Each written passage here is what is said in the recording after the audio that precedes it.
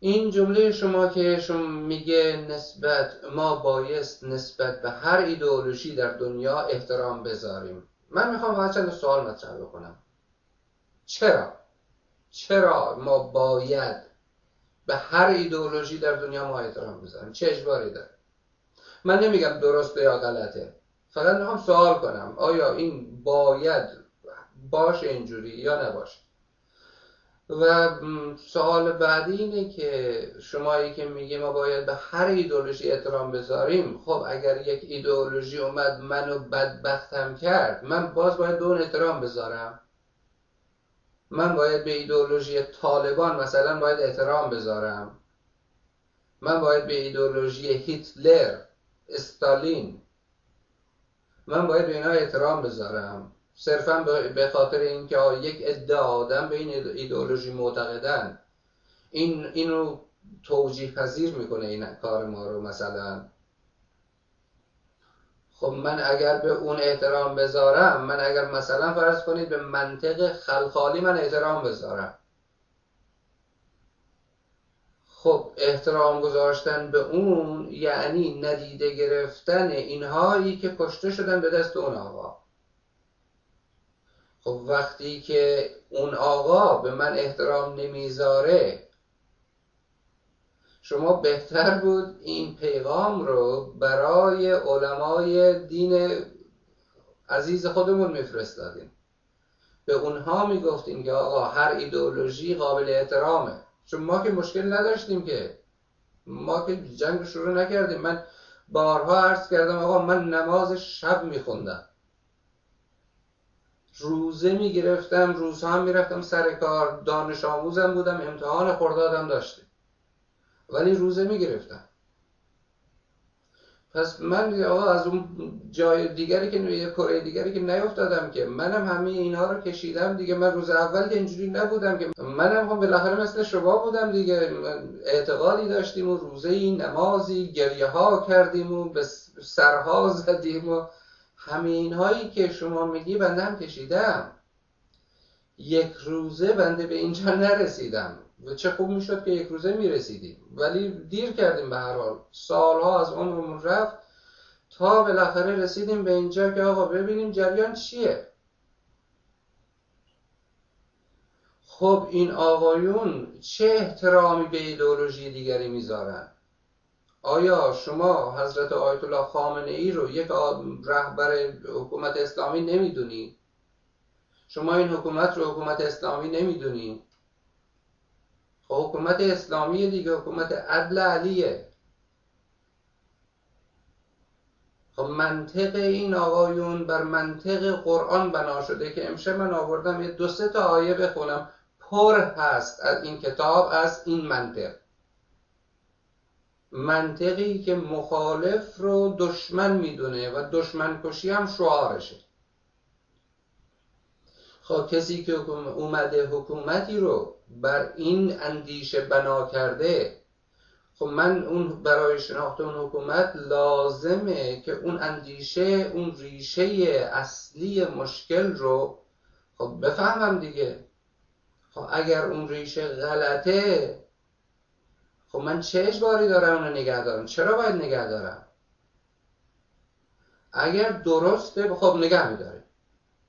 صحبت سری ما داریم بررسی میکنیم و تو این بررسی ها ما حرف زدیم و خیلی راجع به قرآن و تورات و انجیل و مجلسی و نمیدونم کی و همه اینا ما حرف زدیم و در اون جاها که ما نمیام فوش که نمیدیم، که ما داریم بررسی میکنیم، میگیم آقا این با منطق جور در میاد، اصلا انسانی هست همچنین قانونی. خب این آقا همه جاش اسلامیه دیگه، من چیز غیر اسلامی در حرکت آقای احمدی نژاد من نمیبینم. در این حکومت پربرکت اسلامی همه چیزش اسلامیه دیگه. شما یه چیز غیر اسلامی نشون بده که در سرمنشأ در قرآن یا در سطر اسلام در زمان پیغمبر اینا نبوده. خب همه اینها بوده. خب وقتی بوده، وقتی نتیجه گیری اینه، نتیجه اون دین اینه، میوه اون درخت وقتی اینه، خب من چه اجباری دارم زیر بار برم؟ من چرا باید احترام بذارم؟ وقتی که کسی که با من مثل حیوان برخورد میکنه، از خونه و زندگی منو بیرون میکنه، تو خیابون اونجوری منو لگدکوب میکنه، مثل حیوان با چوب و چماق میفته به جون من، وقتی گلوله میزنه میکشه، جسدت هم نمیده، استخوان پاتو ور میداره، خب این چه احترامی به من گذاشته؟ بعد پا میشه میره میگه که آقا این خودش رو کشت، این مرگ ساختگیه، همه اینا ساختگیه. خب من چه احترامی دارم به این بذارم؟ احترام گذاشتن به اون یعنی بی احترامی به این خانم یا آقایی که خونش ریخته شده امروز تو خیابان. گناهش چی بوده؟ گناهش این بوده که آقا ما رأی دادیم، میخوایم بدونیم رأی ما چه شد. خب این نامه باید میرفت دست حضرت آیت الله خامنه‌ای که آقا جان ما به همه احترام بذاریم. خب وقتی ایشون احترام نمیذاره، من چرا باید احترام بذارم؟ من چه بدهکاری دارم به کسی؟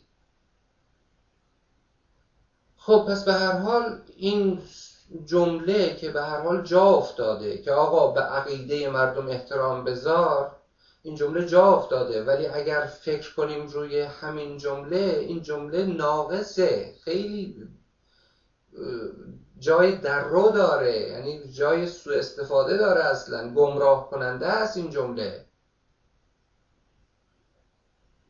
به هر حال حالا این مسئله رو من مطرح کردم. ما امشب میریم یکی دو تا کلیپ صوتی هست گوش میکنیم که ببینیم آقا این منطق چی بوده، اصلا چی حاکمه بر جامعه ما و چه انتظاری از ما میره. ما اون روز داستان آقا خان رو گفتم خدمت شما که یه پیرمردی بود، مهاجر بود، اومده بود تو محله ما و این اتفاقا یه پاشم میلنگید، معلول بود و این اومده بود اونجا، مردم بهش زمین داده بودن، این خود به خود این زمین ها رو برداشته بود، بیشترش کرده بود، 2-3 هزار متر زمین رو دورش رو برداشته بود، دیوار کشیده بود، از درخت همین یارو شاخه رو بریده بود، دیوار کشیده بود، بعد میگفت مال منه.